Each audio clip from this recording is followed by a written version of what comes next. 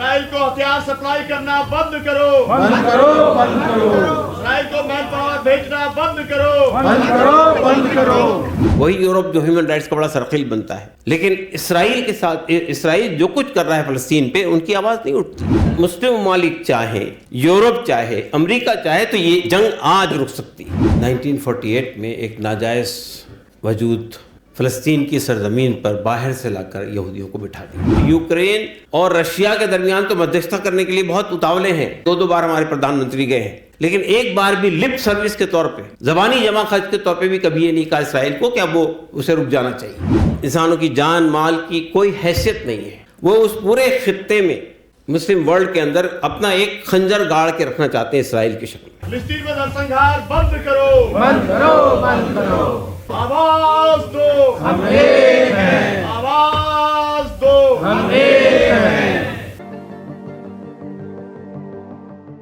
بسم اللہ الرحمن الرحیم۔ جناب صدر، ڈائس پہ تشریف فرما دیگر معزز حضرات، بزرگوں اور بھائیوں، خواتین و حضرات، اس سے پہلے ڈاکٹر ظفر اسلام خان صاحب نے اور اس کے بعد اچین نائک جی نے فلسطین کی جو تاریخ ہے مختصر سی وہ آپ کے سامنے رکھی۔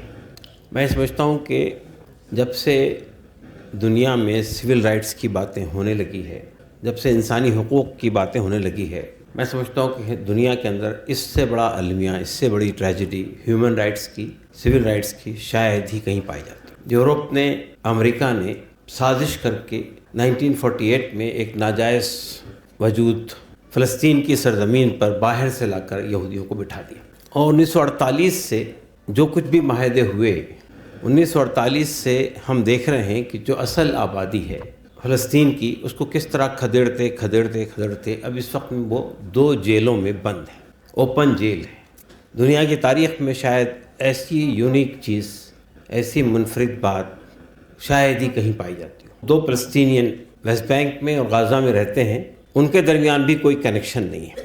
اگر وہ جانا چاہیں غزہ سے ویسٹ بینک اور ویسٹ بینک سے غزہ، تو بغیر اسرائیل کے پرمیشن کے جا نہیں سکتے۔ دنیا کے ملکوں سے ان کا کوئی رابطہ نہیں ہے۔ آج جو جنگ جاری ہے، اس کو میں جنگ بھی نہیں کہنا چاہتا ہوں، یہ ایک یک طرفہ جنوسائیڈ ہے جو اس وقت میں ہو رہا ہے۔ یہ بات کہی جاتی ہے کہ 7 اکتوبر کو جو کچھ ہوا تھا وہی دراصل اس پورے سیناریو کی شروعات ہے۔ تو جو لوگ جسٹیفائی کرنا چاہتے ہیں اسرائیل کے ایکشن کو، تو وہ ساتھ ساتھ دونوں کو کنڈیم کرتے ہیں۔ وہ کہتے ہیں کہ 7 اکتوبر کو جو کچھ ہوا وہ بھی قابل مذمت ہے، اور اس کے جواب میں جو کچھ اسرائیل کر رہا ہے وہ بھی قابل مذمت۔ لیکن آپ وہ پورے 1948 سے لے کر اب تک جو کچھ ان کے ساتھ ہو رہا ہے اس کو بھول جاتے ہیں۔ 7 اکتوبر کو جو ہوا وہ فلسطین کی، غزہ کی ضرورت تھی۔ جب دنیا ان مظلوموں سے بے نیاز ہو جائے، ان کے صحت پہ کوئی اثر نہ پڑے، ان کے ساتھ، ان کے حقوق کے ساتھ جو کھلواڑ ہوتا رہے، اور پھر آپ جانتے ہیں کہ ایک اور واقعہ ہونے والا تھا جو 7 اکتوبر نے اس کو ہالٹ کر دیا۔ وہ واقعہ تھا سعودی عرب اور اسرائیل کے درمیان تعلقات کی ہمواری کا۔ 7 اکتوبر کا واقعہ نہ ہوتا تو شاید دنیا یہ بھی دیکھ لیتی کہ جو مسلم ممالک کے اندر جو مسلم ممالک کا سربراہ بنتا ہے سعودی عرب، وہ اسرائیل کو، یعنی یہ کہ اس پورے علاقے میں اسرائیل کے وجود کو تسلیم کر لیا جاتا آفیشیلی۔ پھر جو کچھ ہو رہا ہے، 45-46 ہزار لوگ شہید ہو چکے ہیں اب تک، جس میں 1/3 آبادی جو ہے خواتین کی اور بچوں کی ہے۔ آپ جا کر دیکھیے 23 لاکھ لوگ جس ملک میں رہتے ہوں، اب ان کے ہاں کوئی گھر سلامت نہیں ہے، سب لوگ سڑک پر آ گئے ہیں، پوری بلڈنگیں مسمار ہو گئی ہیں۔ کھانا پانی کے لیے جو راستے تھے اس میں بھی اسرائیل نے پہرے لگا دیے، ان تک کھانے کی چیزیں نہیں پہنچ رہی ہے، ہیومن ایڈ نہیں پہنچ رہی ہے۔ یونائٹڈ نیشن کئی بار کہہ چکا ہے، اس سے پہلے کے جتنے ریزولوشنس ہیں اس کو اسرائیل نے کبھی مانا نہیں ہے۔ اوسلو ایکارڈ ہوا تھا جس کا ذکر اس سے پہلے ہو چکا ہے، 2 اسٹیٹ سولوشن کی بات ہوئی، لیکن اب 2 اسٹیٹ سولوشن کی کوئی بات نہیں کرتا ہے۔ دنیا کی تاریخ میں اس سے بڑا جینوسائیڈ، یعنی اس طرح کا کہ ایک اسٹیٹ پوری دوسری آبادی پر برابر بمبارڈمنٹ کر رہی ہے، یہ جنگ نہیں ہے۔ جنگ تو فوجوں کے درمیان ہوتی ہے، جنگ تو 2 ملکوں کے درمیان ہوتی ہے۔ ایک آکوپائڈ آبادی کے اوپر آپ بمبارڈمنٹ کر رہے ہیں اوپر سے مسلسل، بچے مر رہے ہیں، ہاسپٹل تباہ ہو رہے ہیں، اسکول تباہ ہو چکے ہیں، ایجوکیشن انسٹیٹیوشن پہ بمبارڈمنٹ ہو رہا ہے، ہاسپٹلس پہ بمبارڈمنٹ ہو رہا ہے, ہیومن ایڈ کے جتنے سینٹرز ہیں ان پہ بمبارڈمنٹ ہو رہا ہے. بارڈر ہے غزہ اور مصر کے درمیان, ایجپٹ کے درمیان, اس بارڈر سے بھی اب ایڈ جانے کے لیے اسرائیل کی پرمیشن درکار ہے. اور اسرائیل اب یہ کہہ رہا ہے کہ ہم اس آبادی کو, غزہ میں جو لوگ رہتے ہیں ان کو یہاں سے نکال دینا چاہتے ہیں, وہ چلے جائیں مصر میں. پیکیج بھی آفر کیے گئے. تو یہ جو سچویشن ہے کہ ایک طرف ظلم ہے, ایک طرف آکوپائیڈ نیشن ہے, اور وہ یک طرفہ طور پہ اپنے ملک کے اندر رہنے والے لوگوں کو مسلسل بمبارڈمنٹ کر رہا ہے, اور پوری دنیا خاموش تماشائی بنی ہوئی ہے. تو ایسا لگتا ہے کہ بھئی ہم کس دنیا میں رہ رہے ہیں؟ کیا ہم واقعی ایک سویلائز دنیا میں رہ رہے ہیں؟ کیا ہم واقعی ایک ایسی دنیا میں رہ رہے ہیں جہاں پہ ہیومن رائٹس کی بات کی جاتی ہو؟ اب یہ سب چیزیں بے معنی ہو کے رہ گئی ہیں. وہی امریکہ جو ہیومن رائٹس کا بڑا سرخیل بنتا ہے, وہی یورپ جو ہیومن رائٹس کا بڑا سرخیل بنتا ہے, لیکن اسرائیل کے ساتھ, اسرائیل جو کچھ کر رہا ہے فلسطین پہ, ان کی آواز نہیں اٹھتی ہے, بلکہ وہ اس درمیان برابر سپلائی جاری رکھتے ہیں. ان کو ہتھیار کی سپلائی جاری ہے, ان کو ٹیکنالوجی کی سپلائی جاری ہے, اور کوئی ایک کوشش اس بات کی نہیں ہو رہی ہے کہ صاحب اس جنگ کو ختم ہونا چاہیے. ہمارے ملک نے 1992 تک 1992 تک اسرائیل سے کوئی ڈپلومیٹک ریلیشنز نہیں بنائے تھے, اس لیے کہ ہمارا ملک اسرائیل کو ایک آکوپائیڈ نیشن سمجھتا تھا. 92 میں پہلی بار ڈپلومیٹک ریلیشنز قائم ہوئے.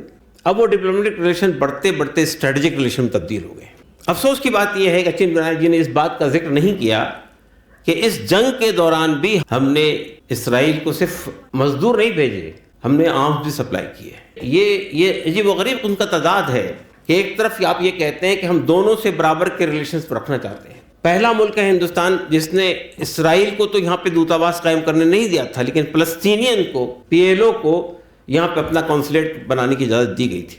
لیکن آج ہم دیکھ رہے ہیں کہ ہم کہاں کھڑے ہوئے ہیں. تو یہ ہمارے لیے بہت بڑا سوالیہ نشان ہے کہ آپ یوکرین اور رشیا کے درمیان تو مدھیستہ کرنے کے لیے بہت اتاولے ہیں, وہاں جا رہے ہیں, بات کر رہے ہیں, 2 بار ہمارے پردھان منتری گئے ہیں, لیکن ایک بار بھی لپ سروس کے طور پہ, زبانی جمع خرچ کے طور پہ بھی کبھی یہ نہیں کہا اسرائیل کو کہ اب وہ اسے رک جانا چاہیے, ان کے درمیان معاملہ ہونا چاہیے, سیز فائر ہونا چاہیے, بات چیت ہونی چاہیے. اور پھر ہم دیکھ رہے ہیں کہ دنیا کے دیگر ملکوں میں, یعنی ٹھیک ہے ملک حکمراں جو بھی کر رہے ہیں اس ملک کے رولرز, لیکن ہم یہ دیکھتے ہیں کہ امریکہ میں, یورپ میں, جرمنی میں, فرانس میں سویلینز سڑک پہ کھڑے ہوئے ہیں, وہ فلسطینی کے حق میں آواز اٹھا رہے ہیں. لیکن ہمارے ملک میں یہ تو یہاں پہلا, شاید بہت دنوں کے بعد یہ پہلا پروگرام ہو رہا ہے جو یہاں پہ فلسطین کی حمایت میں کیا جا رہا ہے. ایک پروگرام ہم نے کیا تھا اس بالکل اسٹارٹنگ میں, اس کے بعد سے اگر کوئی پروگرام یا کوئی دھرنا, کوئی مظاہرہ کرنا ہے اس کی بھی اجازت نہیں ہے. تو یہ جو سچویشن ہے کہ پوری دنیا اس جنوسائیڈ کو اپنی آنکھوں سے دیکھ رہی ہے, کس طرح سے چھوٹے چھوٹے بچے, شیرخوار بچے ابھی پیدا ہوئے, چند سانسیں نہیں لی, دنیا سے ختم کر دیے گئے. اس سب کے ساتھ ساتھ 2 باتیں ایسی ہیں جو ہمیں سوچنے میں مجبور کرتی ہے کہ ایسی قوم بھی دنیا میں آج کی تاریخ میں بستی ہے کہ یعنی اسرائیل نے کون سی چیز استعمال نہیں کی, زمینی سطح کی جنگ ہو یا آسمان سے برسانے والی بمبارڈمنٹ ہو, لیکن آج تک 7 اکتوبر سے آج تک 14 مہینے کے باوجود بھی وہ اپنے ہوسٹیجز کو آزاد نہیں کرا سکا. یہ بھی ایک حقیقت ہے. یہ اسرائیل کا سب سے بڑا فیلور ہے. اتنی بڑی طاقت ہے, اس کے پیچھے اتنی طاقتیں کھڑی ہوئی ہے, اتنا بمبارڈمنٹ ہے, اتنی فوجی طاقت کا استعمال ہو رہا ہے, لیکن اس کے باوجود بھی آج تک وہ اپنے جو قیدی ہیں, جو لوگ قید کیے گئے حماس کے ذریعے سے, ان کو آج تک رہا نہیں کرا سکا. اور دوسری بات یہ کہ اس حماس کو سرنڈر ہونے پر مجبور نہیں کر سکا یا وہ حماس کو تلاش نہیں کر سکا. سب کھود ڈالا ہے, ہاسپٹل تباہ کر دیے, سب کچھ تباہ کر دیے, لیکن آج تک ان کو پتہ نہیں لگا سکا.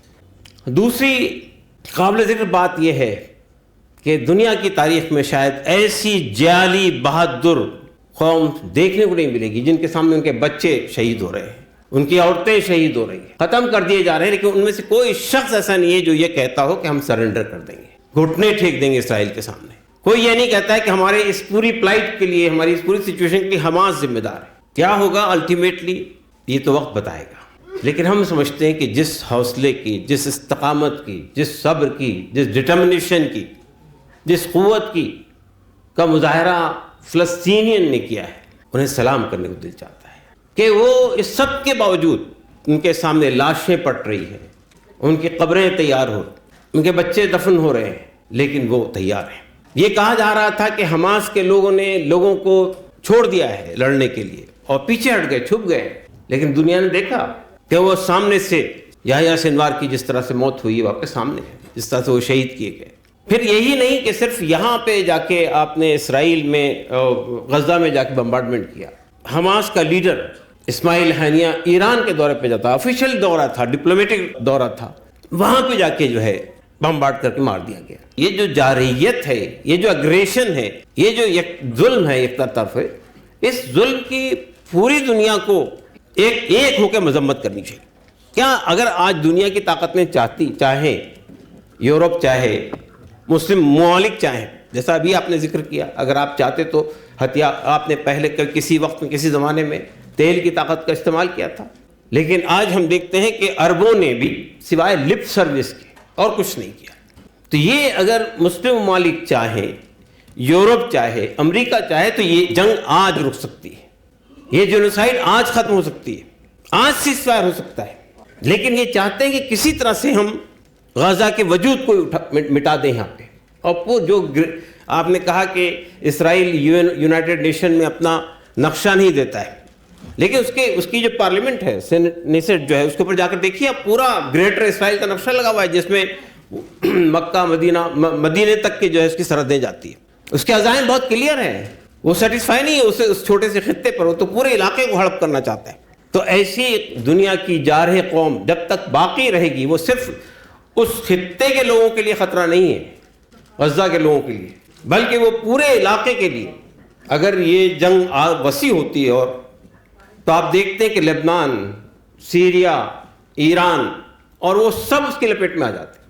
تو میں یہ کہنا چاہتا ہوں کہ یہ جب تک آپ یہ نہیں دیکھیں گے کہ آرمز کی جو ریس چل رہی ہے, بڑی طاقتوں کے سامنے انسانی حقوق کی, ہیومن رائٹس کی, انسانوں کی جان مال کی کوئی حیثیت نہیں ہے.